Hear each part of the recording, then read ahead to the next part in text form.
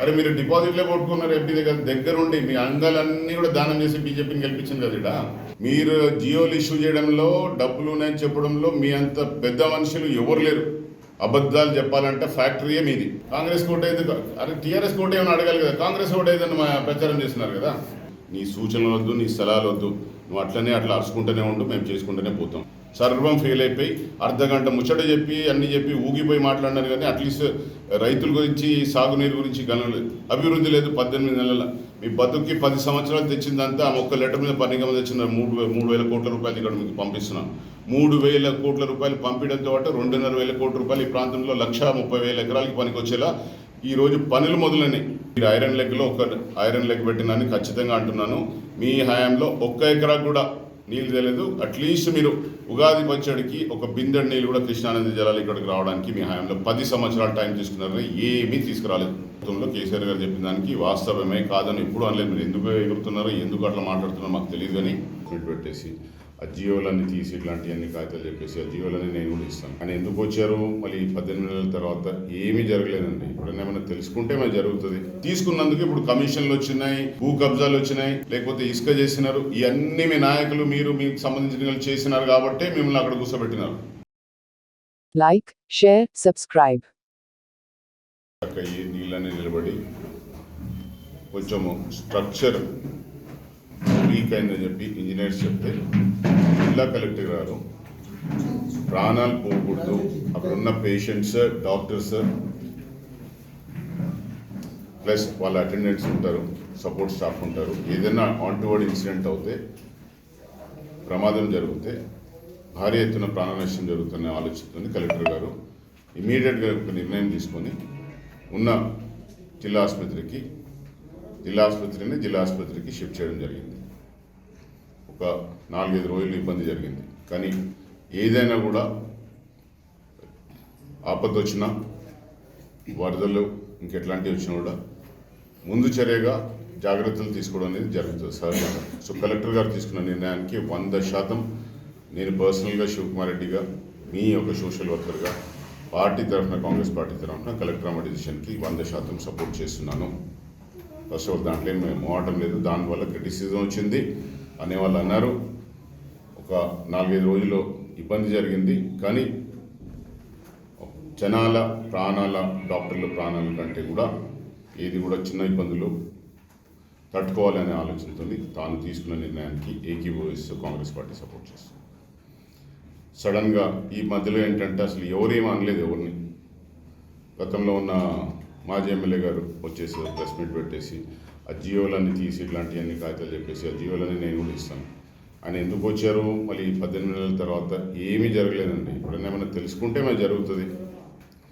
Contest చేసిందే తను రాజేంద్ర రెడ్డి గారు 2018లో చెప్పింది ఈ ప్రాంత రైతులకి కృష్ణా నది జలాలతోని కాళ్ళు కడుగుతాను, ఈ నది జలాలతోని సాగునీరు తీసుకొస్తాను, దాని తర్వాత నేను రాజకీయం చేయను అని చెప్పింది. ఆ రోజు కూడా నేను ఆవేశంలో ఒకవేళ 2018లో ప్రజలు నన్ను ఆమోదించకపోతే, గెలిపించకపోతే నేను మళ్ళీ కంటెస్ట్ చేయను అని చెప్పిన. ఆ మాట కట్టుబడి 23లో నేను కంటెస్ట్ చేయలేదు. 100కి 100% ఆయన ఏ మాట అయితే చెప్పి ఓట్లు తీసుకొని గెలిచిండో, ఫెయిల్యూర్ అయిన తర్వాత కూడా ఆయన 2023లో ఎందుకు కంటెస్ట్ చేసిన అనేది మీ పత్రిక ముఖంగా అడుగుతున్నాను. ఎందుకంటే చాలా మాట్లాడాను ఇక్కడ వచ్చి, గొంతు పెంచుకొని మాట్లాడుతా అంటే ఊరుకోవడానికి ఇక్కడ ఎవరు లేరు. ఫస్ట్ నువ్వు ఎందుకు కంటెస్ట్ చేసినావు?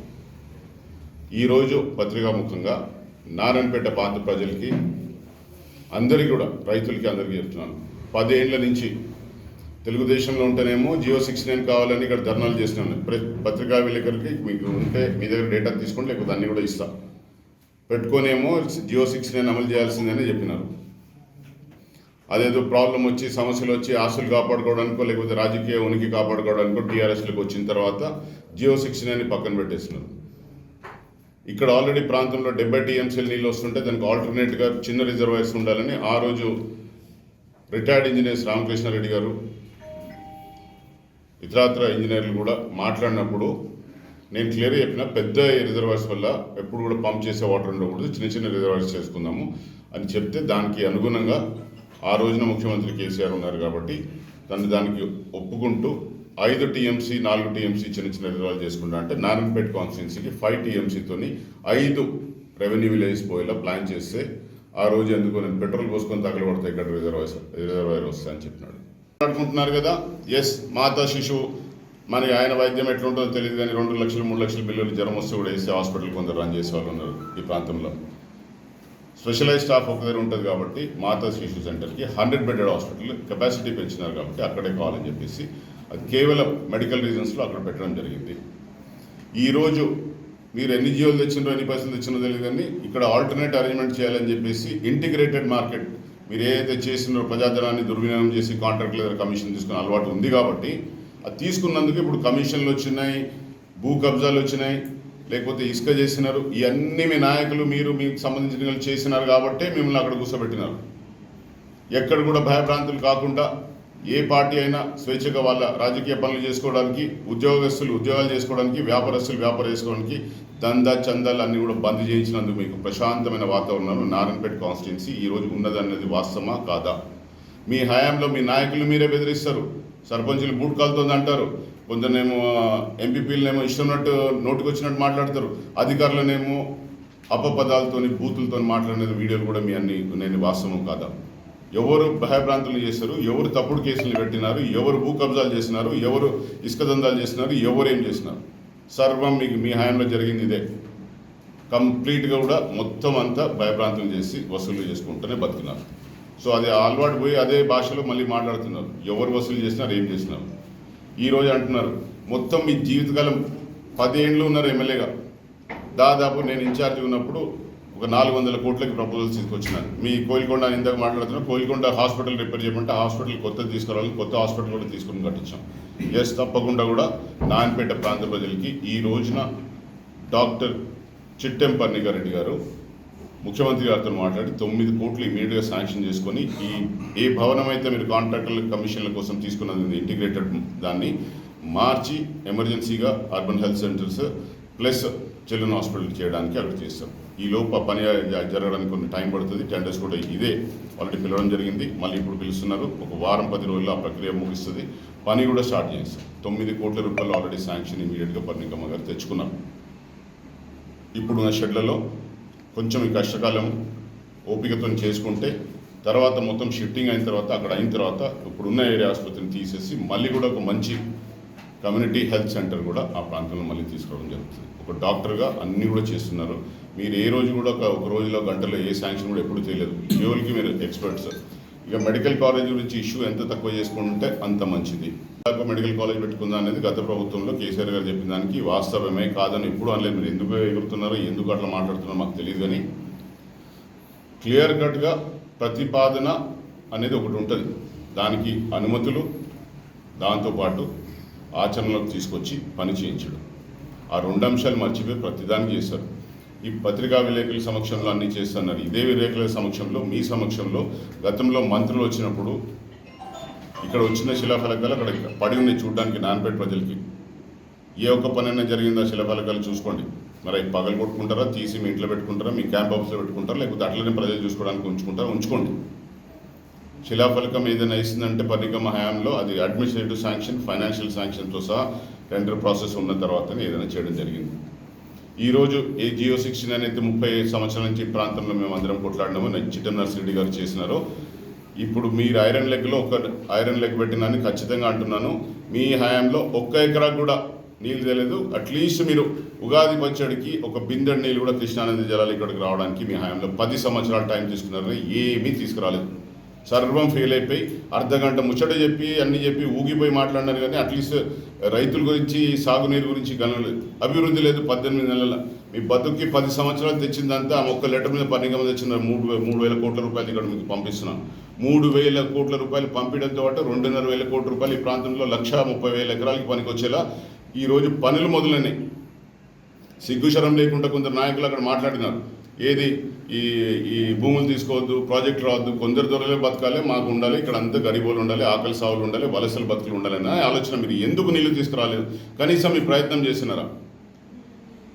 ఏ నది ప్రవాహక ప్రాంతం ఉంటుందో ప్రతిసారి 5,000 ఏళ్ళ నుంచి మన నాగరికత ఉన్నప్పటి నుంచి కూడా నదీ ప్రవాహక ప్రాంతంలో ఖచ్చితంగా ఆ భూములు తడిసిన తర్వాత నది కింద వాడాలి. నా జిల్లాకి హక్కు ఉంది, నా నారాయణపేటకి ఆ హక్కు ఉంది. ఆ హక్కును నువ్వు ఎందుకు వాడలేదు ఎమ్మెల్యేగా? మీరు అందరు తీసేసి ఎంపీలు గెలిపించినారని. అరే మీరు డిపాజిట్లే కొట్టుకున్నారు ఎంపీ దగ్గరుండి మీ అంగాలన్నీ కూడా దానం చేసి బీజేపీని గెలిపించింది కదా ఇక్కడ. మళ్ళీ ఎవరు ఒకటి మేము పోరాడినాము, మీరేమో అంగాలు దానం చేసి మీ ఓట్లన్నీ కూడా పోయి ప్రచారం మైకులోనే కాంగ్రెస్ కోట అయితే, అరే టీఆర్ఎస్ కోట ఏమైనా అడగాలి కదా, కాంగ్రెస్ కోట ఏదైనా ప్రచారం చేస్తున్నారు కదా. ఇక్కడ అంగంగా దానం చేసింది ఎవరు? 7 కాన్స్టిట్యున్సీల్లో టీఆర్ఎస్ మొత్తం కూడా ఓట్లు దానం చేసింది కదా బీజేపీకి. ఎవరికి ఒకటని ప్రజలకు తెలియదా? బీజేపీతో కొట్లాడిందే కాంగ్రెస్. ఏముంది ఒక 2-3 వేలు అటు తేడా అంతే కదా. వీళ్ళు ఎక్కడున్నారు?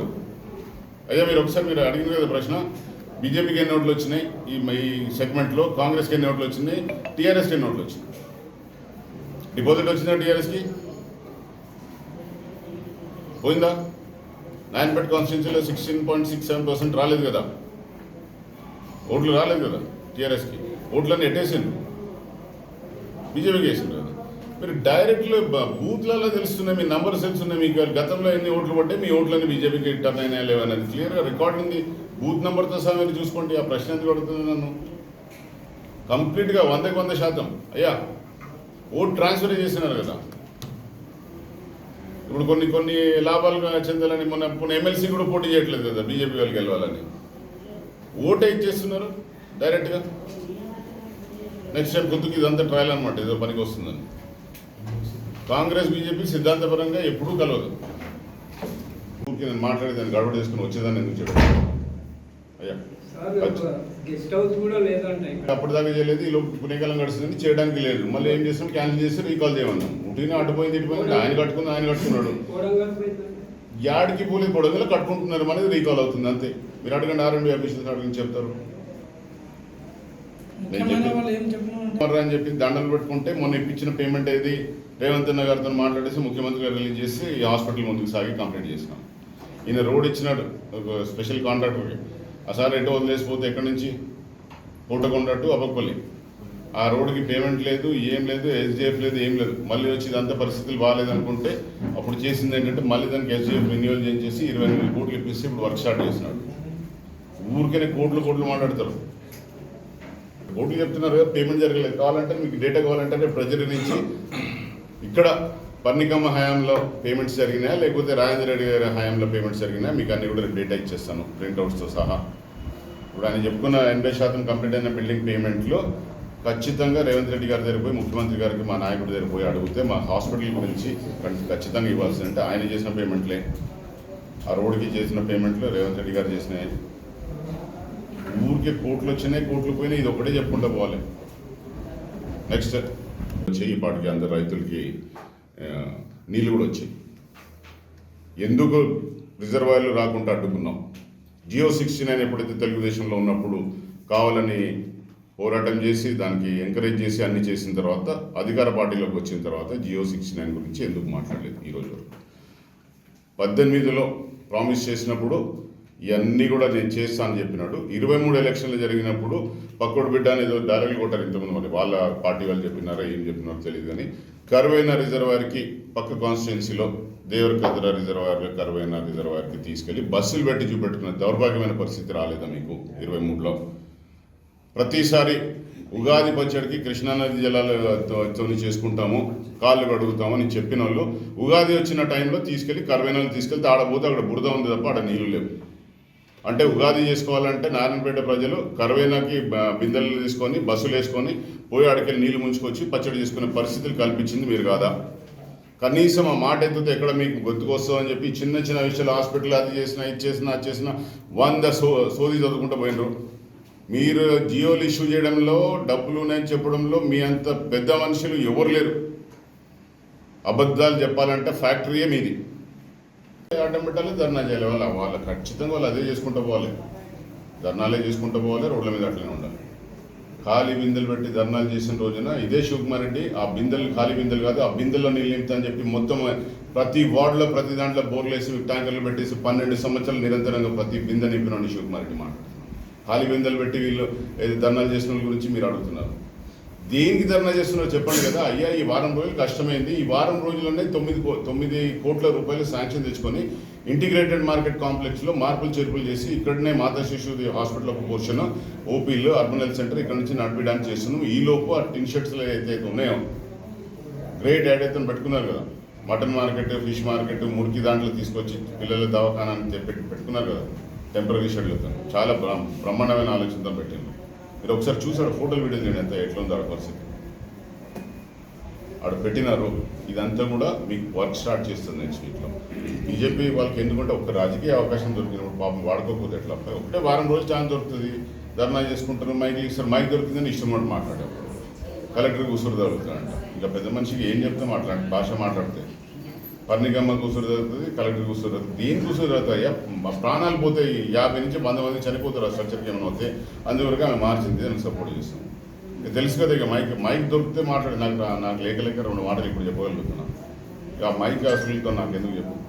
రేపు బంద్ పెడతారు, మళ్ళీ స్పీచ్లు ఇస్తారు, ప్రెస్ మీట్ పెడతారు, మొత్తం రేపు మళ్ళీ రాగానే స్టార్ట్ అవుతుంది 5 రోజుల్లో.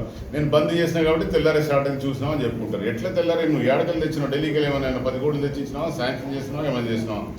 అయ్యా 9 crores టెండర్ కూడా పిలిచింది కూడా చూపెట్టేసండి, అది కూడా కాపీ చేస్తాం. టెండరే పిలిచి ఆల్రెడీ ఆల్టర్నేట్ అరేంజ్మెంటే స్టార్ట్ చేసింది. డాక్టర్ చికెన్ డాక్టర్ మాట్లాడదని చెప్పినా కదా, తల్లి నువ్వు పని చేసుకుంటావు, ఈ అరసేవల గురించి పట్టించుకోకని చెప్పినా ఆమె పోయి పని చేసుకుంది. 9 crores sanction sir to convert that into A hospital. ఓకేనా? ఫైనల్గా ఇవన్నీ అరేంజ్మెంట్స్ జరిగిన తర్వాత పాత ఆసుపత్రి తీసేసి కమ్యూనిటీ హెల్త్ సెంటర్ పక్కాగా అన్ని విభాగాలతో అక్కడ హెల్త్ సెంటర్ స్టార్ట్ అవుతుంది. దాన్ని కూడా శాంక్షన్ చేసే బాధ్యత నాది. ముఖ్యమంత్రి గారి దగ్గర పోయి దండ పెట్టైనా సరే ఇది ఒక్కటి మాత్రం ఇచ్చేయడం చేస్తాం. ఇన్ని ఇచ్చినాడు కాబట్టి ఇంకో 100 కోట్లు 50 కోట్లు చేయడం మాకు ప్రాబ్లం లేదు. మేము ఉట్టినే జీవోలు చూపెట్టి, పైసలు లేని జీవోలు, కాగితాలు చూపెట్టి చెప్పలేదు. ఏది చేయకుండా ఖచ్చితంగా దీంట్లో 2,500 crores టెండర్స్ పిలిచినారు, వర్క్ స్టార్ట్ అయిందని కూడా చెప్తున్నాం. అయ్యా ఇప్పుడు 40 bed hospital, 100 bed hospital children మాత్రం శిశువు అంటే ఎస్ వర్క్ స్టార్ట్ అయింది. ఆల్రైట్, ఇంకా నెక్స్ట్ ధన్యవాదాలు.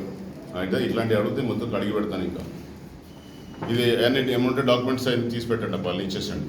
రికవరీ ఆఫ్ ద ల్యాండ్ మళ్ళీ తీసుకున్నది, మెడిసినల్ ప్లాంట్స్ అని చెప్పి వరి చేసినది, కబ్జా కోర్లు ఎవరెవరని చెప్పేసి ఈ రియల్ ఎస్టేట్ కోసం పెంచడానికి అక్కడికి తీసుకుపోయింది కదా అబ్బక్పల్లికి. ఇక్కడనేమో సైనిక్ స్కూల్కి 50 ఎకరాలు ఇక్కడ ఉందని అదే లైన్ లేదు, కాగితం ఇచ్చినాడు. ఆ కాగితం ఇచ్చి ఒక లైన్లోనేమో భూమి అనుకూలంగా లేదు కాబట్టి అబ్బక్పల్లి తీసుకుంటాడు, కిందనేమో 50 ఎకరాలు ఇక్కడ ఏక్లాస్పూర్లో పక్కన ఉంది కాబట్టి దానికి ఏమో నేను ఆల్రెడీ ప్రపోజ్ ఇచ్చాను. అరే సైనిక్ స్కూల్ ఎక్కడైనా పెట్టుకోవచ్చు, ఏక్లాస్పూర్ ల్యాండ్ వాడుకోవచ్చు కదా హాస్పిటల్కి, జిల్లా ఆసుపత్రికి. ఏక్లాస్పూర్ దగ్గర ఉందా లేకపోతే అబ్బక్పల్లి దగ్గర ఉందా? అబ్బక్పల్లి దగ్గర ఒక హాస్పిటల్ పెట్టినప్పుడు చుట్టుపక్కల కొన్నదంతా బెనామీ, కానీ మొత్తం టీఆర్ఎస్ నాయకులంతా బెనామీ భూములు చేసుకొని రియల్ ఎస్టేట్ చేసుకోవడానికి అక్కడ ఒక బొంబాయి తమాషా చేసి మళ్ళీ భూములని పెరిగిన తర్వాత ₹1 పెట్టి ₹4 ₹5 సంపాదించుకున్నారు. ఇది ఎవరికి తెలియదు, దాన్ని పెట్టి మొత్తం అందరికీ తెలుసు. భూములు బొమ్మరాజ్పేట మన జిల్లాలో రావడానికి రెడీగా ఉండే అన్ని తీర్మానాలు ఉన్నాయి. ఈ రోజుకి చేసిన తర్వాత కేవలం మీరు ఓడిపోతున్నారని తెలిసి ఎట్లా బతకాలి బాబు అనుకున్నప్పుడు కేసీఆర్ గారు వచ్చి కేవలం ఏంటంటే శివకుమార్ రెడ్డిని గెలవకుండా ఎలక్షన్లు ఆపాలి అంటే 18లో ఏం చేయాలంటే దాని గురించి అయితే శివకుమార్ రెడ్డి జిల్లా కోసం పోరాడుతుంది. జిల్లా అంశం ఏంటంటే నేను ముఖ్యమంత్రిగా ఒకవేళ నా అభ్యర్థిని గెలిపిస్తే జిల్లా ఇస్తానని కేసీఆర్ చెప్పింది, దానివల్ల నువ్వు బతికి బట్టగట్టి గెలిచినావు. ఆ రోజు నేను రాజకీయంగా ఓడిపోయిన వాళ్ళు నా ప్రాంతంకి జిల్లా వచ్చిందని ఒక ఆనందం మిగిలింది. శివకుమార్ రెడ్డిని ఓడగొట్టడానికైనా సరే అట్లీస్ట్ నారాయణపేట జిల్లా ఖచ్చితంగా క్రెడిట్ నాకే వస్తుంది. నేను పోరాడినా, నన్ను ఓడడానికి మాత్రమే, ఓడగొట్టడానికి మాత్రమే కేసీఆర్ సార్ ఇక్కడ నారాయణపేట జిల్లా ఇచ్చాడని చెప్తున్నాను. మీరే చదువుకోండి, పాత వీడియోలు, పాత డైలాగులు మీరే చూసుకుంటే 18 చెప్పిన మాటలు కంటెస్ట్ చేయను, నీళ్లు తీసుకురావద్దు, నీళ్లు తేలేరు మీరు. ఇంకా మేము తెచ్చినాం. ఈ ప్రాంతాన్ని సస్యశ్యామలం చేసుకుంటాం, అన్ని విధాలా అభివృద్ధి చేసుకుంటాం. మీ సలహాలు అవసరం లేదు, మీ సూచనలు అవసరం లేదు, మీ అర్పులు అవసరం లేదు. మాకు ఇంకేమైనా ప్రశ్నలు ఉంటే మీరు అడగవచ్చు. వచ్చిన తర్వాత ఎస్ బంగారు పాదం, ఆ బిడ్డను అందరు కలిసి ఆలోచన చేసిన తర్వాత దాదాపు మీ జీవితకాలంలో చేయండి. ఆమె ఒక్క లెటర్ ప్యాడ్ మీద ఒక్క శాంక్షన్ సాలని మొత్తం 10 సంవత్సరాల జీవిత చరిత్ర చెప్పడానికి ఏమి చేశారని సిగ్గు లేకుండా అడుగుతున్నారు. ఇంకా ఇది కనబడతలేదా ప్రజలకి? పనులు స్టార్ట్ అయినాయి. పర్ణికమ్మ నాకు చెప్పింది, ఇప్పుడు ఖచ్చితంగా మీ పత్రికాముఖంగా చెప్తున్నా, 3 అంశాల మీద ఎలక్షన్లోకి పోయింది. ఒకటి సాగునీరు తీసుకొస్తాం, ఒకటి విద్య అత్యుత్తమమైన స్టేట్లో ఒక హెల్త్ సెంటర్ తీసుకొస్తామని చెప్పినారు, ఎడ్యుకేషన్ హబ్ చేస్తామని చెప్పినారు. ఆమె 5 సంవత్సరాలు దాటకముందు 1.5 కాలంలో ఖచ్చితంగా సాగునీరుకి పనులు స్టార్ట్ అయినాయి. వైద్యపరంగా శాంక్షన్స్ అన్నీ వచ్చినాయి, చేస్తున్నాము. అనుమతులు ఆయంలో వచ్చింది. మెడికల్ కాలేజ్ పర్మిషన్ వచ్చింది 2024లో. అప్పుడు మర్చిపోయినట్టున్నారు. అప్పుడు పర్ణిక గారు ఎమ్మెల్యేగా ఉన్నారు, మిగతా వాళ్ళు లేరు. మెడికల్ కాలేజ్ ప్రతిపాదన వేరు, అనుమతులు వేరు, దాన్ని ఆచరణలో పెట్టడం వేరు. మెడికల్ కాలేజ్ అక్కడ జరుగుతుంటే సరే తప్పకుండా 80% పూర్తయిందని నేనే చెప్తున్నాను. దానికి ఏముంది అక్కడ బిల్డింగ్ కనబడుతుంది కదా, దానికి నేను కట్టినని చెప్పుకోలేము కదా. ఇది కరవైనా చూపెట్టినట్టు ఆ బిల్డింగ్ మేము కట్టినామని మేమెందుకు చెప్పుకుంటాం. ఖచ్చితంగా చేస్తున్నారు హాస్పిటల్, ఏరియా హాస్పిటల్లో గత ప్రభుత్వంలో జరిగింది. అలా మూలకు పడేస్తుంటే కాలేజ్కి ఒకవేళ సరిపడా class rooms national medical council నుంచి ఆ స్పెసిఫికేషన్ ప్రకారం లేకపోతే కుదరదు. పర్ణికమ్మ డాక్టర్ అయిన తర్వాత కూర్చొని మీటింగ్ పెట్టిన తర్వాత మొత్తం కూడా ఆర్కిటెక్ట్స్తోని, డిపార్ట్మెంటల్ అఫీషియల్స్తోని, అదేవిధంగా ఎన్ఎంసీ నామ్స్ వాళ్ళకి తీసుకొచ్చి వర్కింగ్ డ్రాయింగ్స్ చేంజ్ చేసి ఒక భాగం ఆ ఏరియా జిల్లా ఆసుపత్రిలోని కాలేజ్కి పనికొచ్చేలా తీసుకుని అనుమతులు తీసుకురావడం ఇది కరెక్ట్ కాదా? అనుమతులు వచ్చింది తనే, ఎన్ఎంసీ నుంచి తెచ్చుకుంది తనే, అన్నీ కూడా డాక్టర్ చిట్టం పర్ణికారెడ్డి గారే చేసినారు. అయ్యా మీరు జియోలు పేపర్లు ఇవ్వడంలో ఎక్స్పర్ట్లు. జియో 69 2014లో వచ్చిన జియో 69 ఈ ప్రాంతంకి మీరు 10 సంవత్సరాలు 16లో వచ్చిన జియోని, 2014లో వచ్చిన 69 జియోని ఇప్పటిదాకా దాని గురించి పట్టించుకోకుండా కొన్ని రోజులు మీరు తెలుగుదేశంలో ఉన్నప్పుడు పట్టించుకొని తర్వాత మీకు అధికారం కాపాడుకోవడానికి, ఆస్తులు కాపాడుకోవడానికి పార్టీ మారినప్పుడు దాన్ని పక్కన పెట్టిన మాట వాస్తవం కాదా? ప్రాంత ప్రజలు ఏమీ చూడలేదా? ఎవ్వరు కూడా ఇక్కడ ఏం లేదు.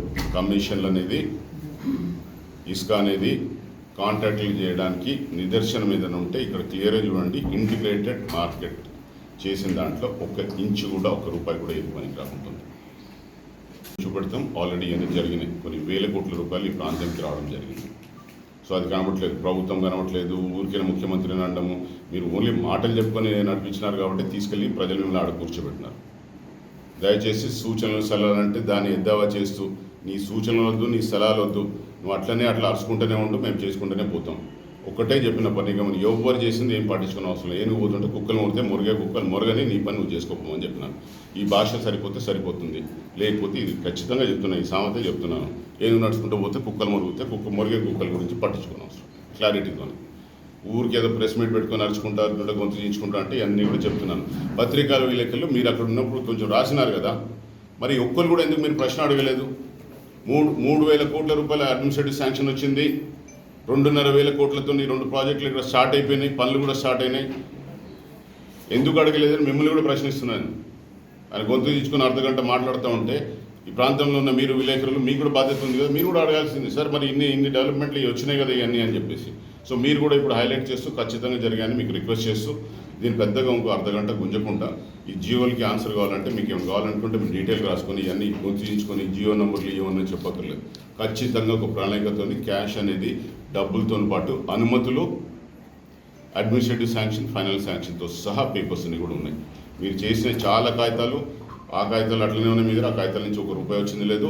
ఇక్కడ వచ్చిన మళ్ళీ చెప్తున్నా, మళ్ళీ వచ్చిన ప్రతిసారి ఒక మంత్రి వచ్చి ఇక్కడ స్టోరీలు చెప్పినారు. అన్ని వీడియోలు కావాలంటే మీ దగ్గర ఉన్నాయి, లేకపోతే ఇవ్వంటే అవి కూడా ఇస్తాను.